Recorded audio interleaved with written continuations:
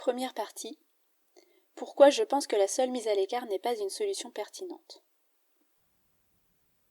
J'ai pu constater dans les discussions que j'ai eues au sujet de la situation de Martin, ou dans mes lectures, que les violences sexuelles sont tellement perçues comme des comportements extrêmes, violents, rares, que la première réaction vis-à-vis des personnes dont on sait qu'elles ont commis ce type d'acte va être de les mettre à l'écart, les montrer du doigt, les stigmatiser.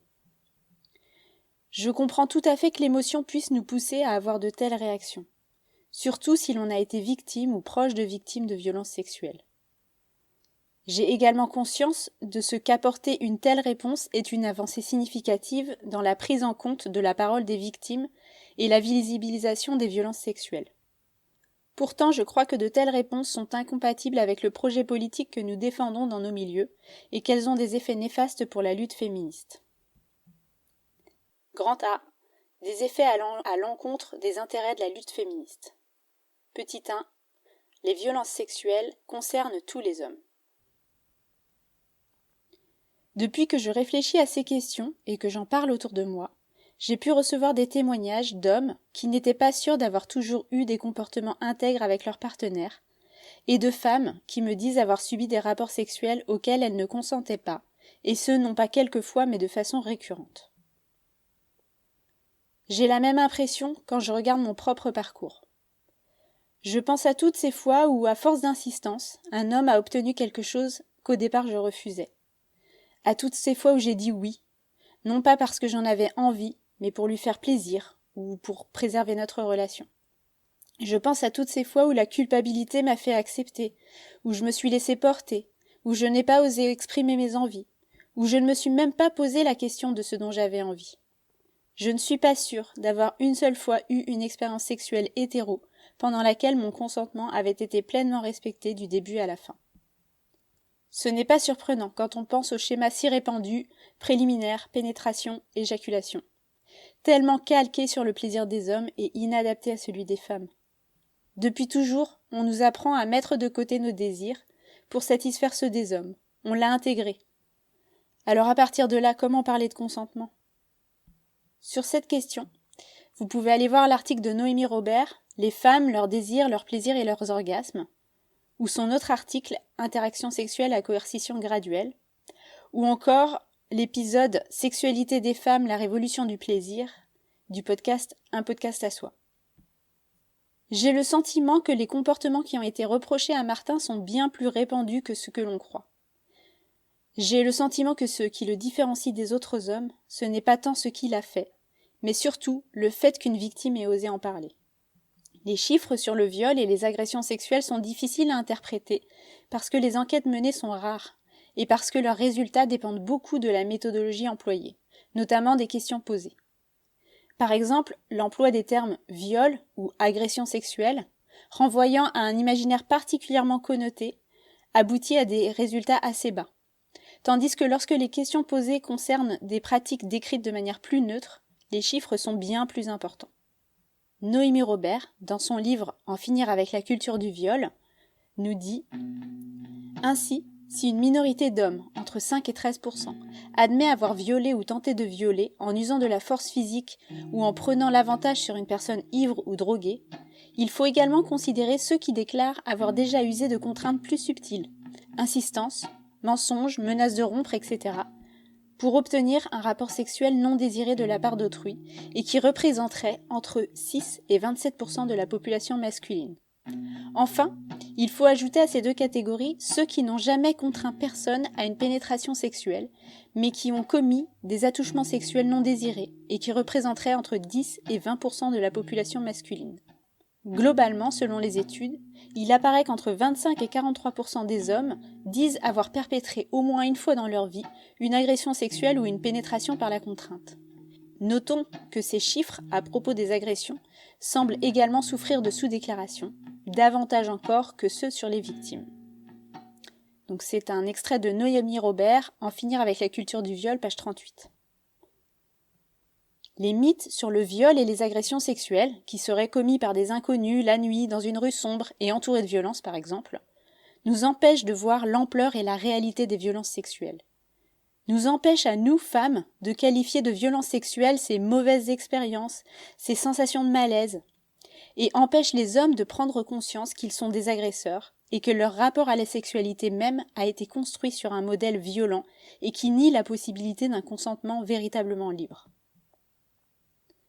Par ailleurs, et même au-delà de la question de l'ampleur des violences sexuelles, il me paraît fondamental d'avoir à l'esprit que les hommes, qu'ils soient agresseurs ou non, profitent tous collectivement des violences commises par certains d'entre eux.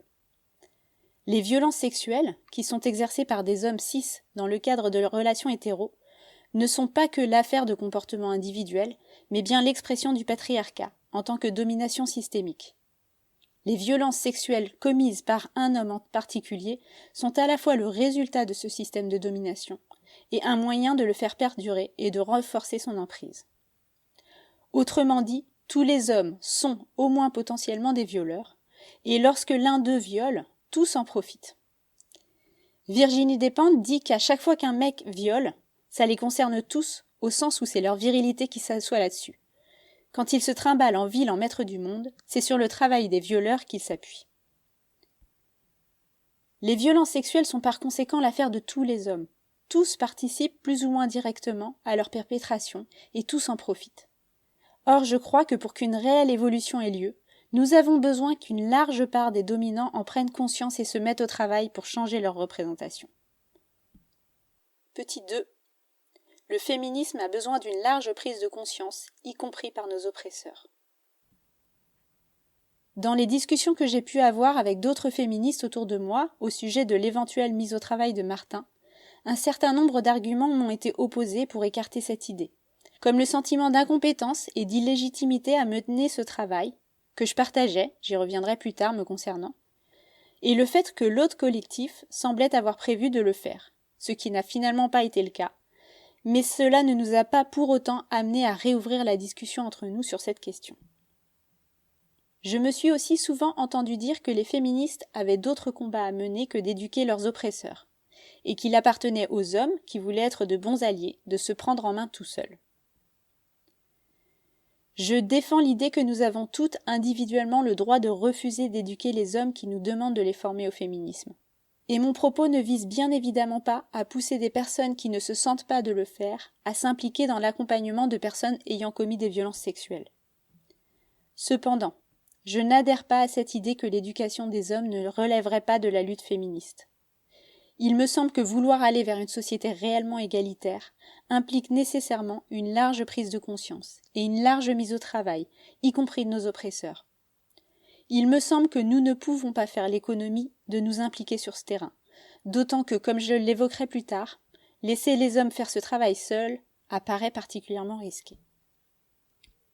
Or, s'agissant spécifiquement des violences sexuelles, si nous voulons que les hommes prennent largement conscience qu'ils font tous partie du problème, si nous voulons qu'ils fassent sérieusement évoluer leur représentation et leurs pratiques, il est indispensable de les inciter à constater les ressemblances, les points communs qu'ils peuvent avoir avec les autres personnes identifiées comme ayant commis des violences sexuelles, plutôt que de leur permettre de se distinguer d'eux en les pointant du doigt et en les mettant à l'écart. Je citerai Moana Genvet dans une tribune publiée sur Mediapart le 16 octobre 2017, intitulée « Arrêtons de traiter les violeurs de monstres ». Nous aimons à répéter que les violeurs sont des monstres, que ces gens sont différents, inhumains.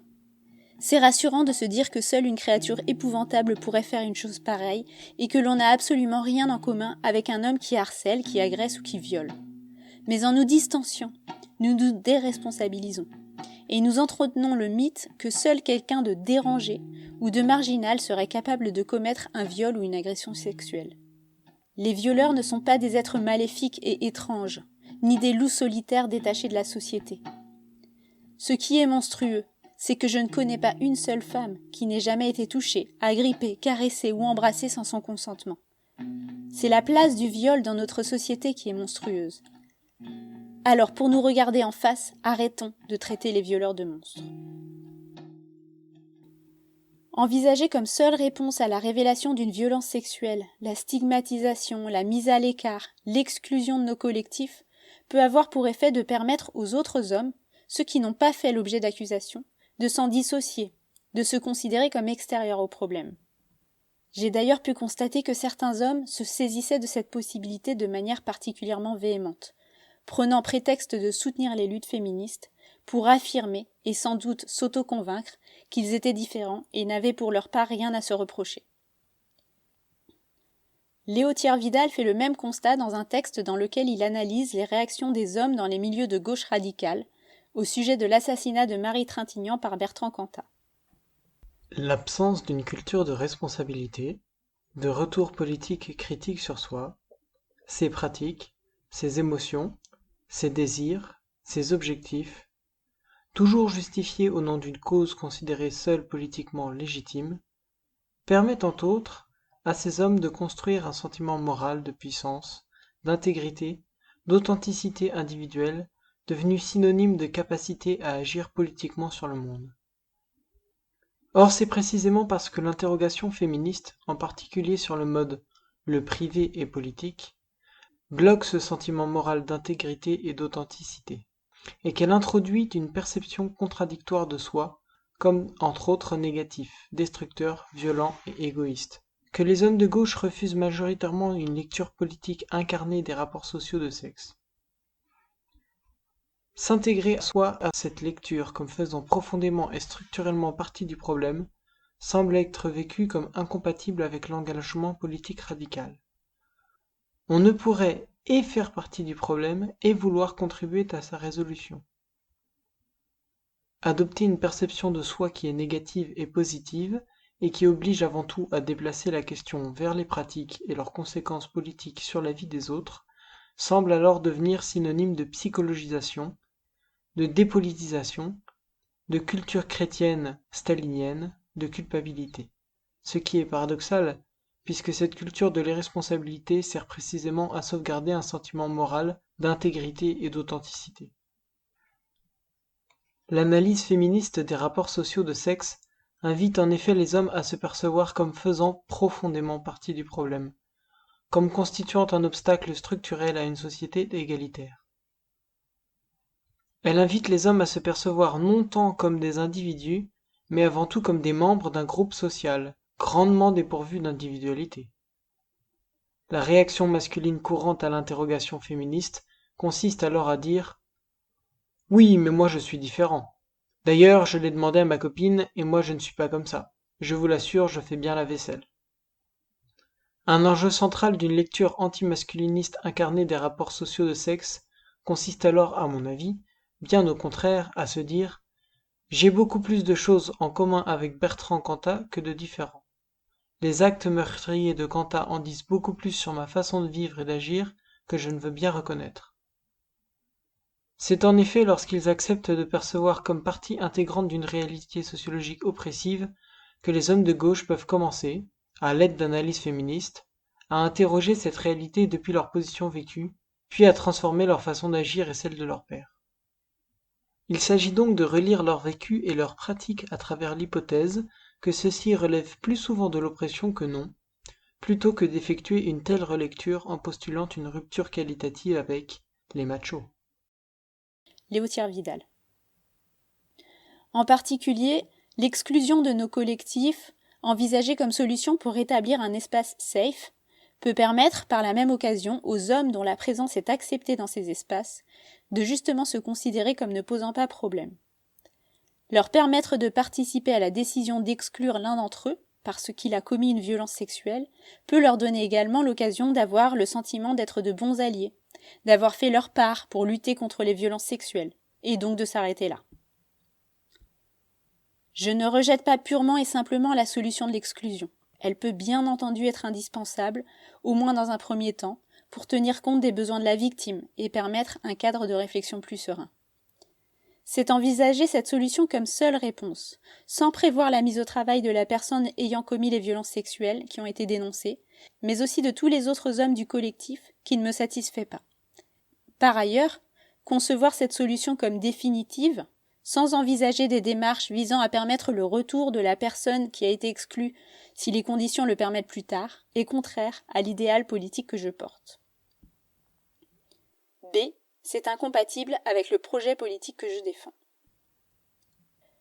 Lorsque l'on s'interroge sur la réponse à apporter à une situation de violence sexuelle à l'échelle d'un collectif, la solution de l'exclusion peut apparaître envisageable en pratique parce qu'elle peut être mise en œuvre simplement et qu'elle peut sembler répondre au mieux aux besoins immédiats, de protéger la victime, de résorber le trouble que la révélation de la violence sexuelle a pu susciter au sein du groupe et d'affirmer le caractère inacceptable de ce type de comportement. Pourtant, il me semble indispensable de s'interroger sur le sens politique du choix d'une expulsion sèche, qui pour moi ne peut être compatible avec l'idéal que je poursuis, d'une société égalitaire et débarrassée de tout rapport de domination et d'exploitation. Nombre de travaux sociologiques viennent démontrer que nos comportements sont imprégnés de la socialisation que nous avons reçue, en fonction de notre classe sociale, de notre race et de notre genre notamment. La société, et donc nous collectivement, porte par conséquent une responsabilité déterminante dans la commission des violences sexuelles. Or, se contenter d'exclure une personne ayant commis des violences sexuelles, et donc la renvoyer à sa seule volonté individuelle pour faire évoluer ses comportements, revient au contraire à considérer qu'elle est seule responsable des actes qu'elle a commis, et par la même occasion de laver la communauté de toute responsabilité, et donc à nier le déterminisme et le rôle des constructions sociales qui ont pourtant été à l'œuvre. Je ne partage pas cette vision des choses, qui met toujours l'accent sur l'individualisme et la responsabilité personnelle, et donc sur la sanction comme seule réponse à des comportements jugés comme inacceptables. À l'échelle d'une situation individuelle, celle de Martin que nous avions à réfléchir, il semble que dans l'esprit des femmes avec qui j'en parlais, envisager un accompagnement entrait en contradiction avec la préoccupation première qui était de tenir compte des besoins de sa victime. Entamer ce travail avec lui revenait à continuer à le fréquenter et lui accorder de la considération, alors que la priorité était de recréer un espace sûr pour sa victime et lui manifester notre soutien, ce qui impliquait plutôt un mouvement de mise à l'écart, d'expulsion de Martin de nos cercles. Il y a plusieurs années, j'ai été victime d'une agression sexuelle par un homme avec qui j'étais en couple. Cette agression a été suivie de plusieurs mois pendant lesquels il me harcelait, alors que j'avais mis fin à notre relation. Je n'étais jamais tranquille. Je craignais sans cesse de le croiser à chaque coin de rue. J'ai fini par déménager pour que le harcèlement cesse. 5 ans plus tard, je suis revenue vivre dans la ville dans laquelle nous habitions, sans savoir s'il y résidait toujours ou non. Pendant plusieurs mois, j'imaginais sans cesse le croiser à nouveau dans la rue. Je croyais le reconnaître dans le visage d'inconnu. Il m'a fallu du temps pour me sentir complètement rassurée. Je crois donc savoir ce que peut représenter ce besoin de sécurité, et j'espère qu'on ne me reprochera pas de traiter cette question à la légère. Malgré tout, dans le cas de Martin, la question ne me semblait pas se poser, du fait des décisions qu'il avait prises de lui-même lorsque l'accusation de viol avait été portée à sa connaissance.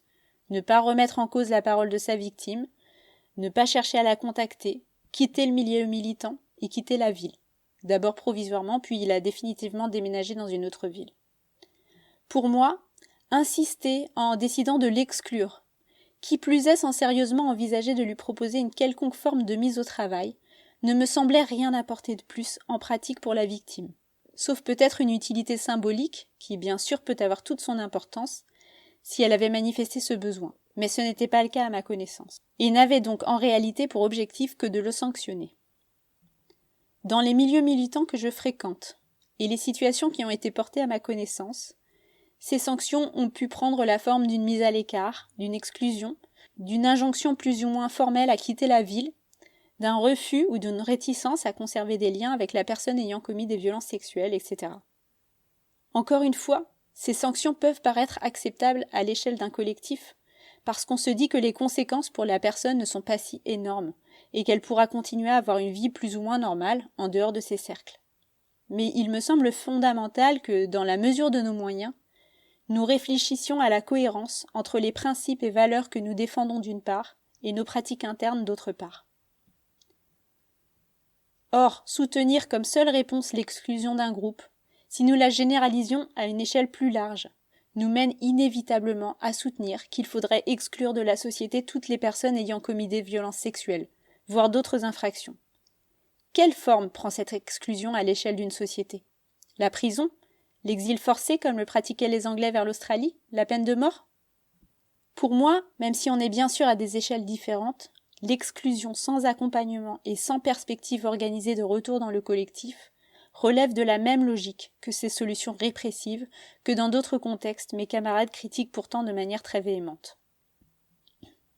L'exclusion comme seule réponse ne m'apparaît par conséquent ni cohérente avec le projet politique que je défends, ni même rationnellement envisageable, si on a bien à l'esprit, comme j'ai déjà pu l'évoquer, que les violences sexuelles sont un problème bien plus répandu que ce qu'on imagine souvent.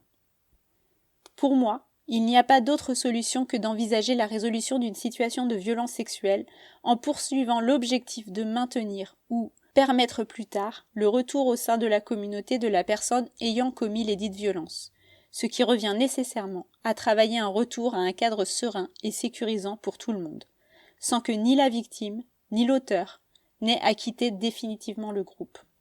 Dans cette perspective, on ne peut, à mon avis, tout simplement pas faire l'impasse sur l'accompagnement des personnes ayant commis des violences sexuelles, pour leur permettre une prise de conscience et espérer une évolution de leur représentation et de leurs pratiques.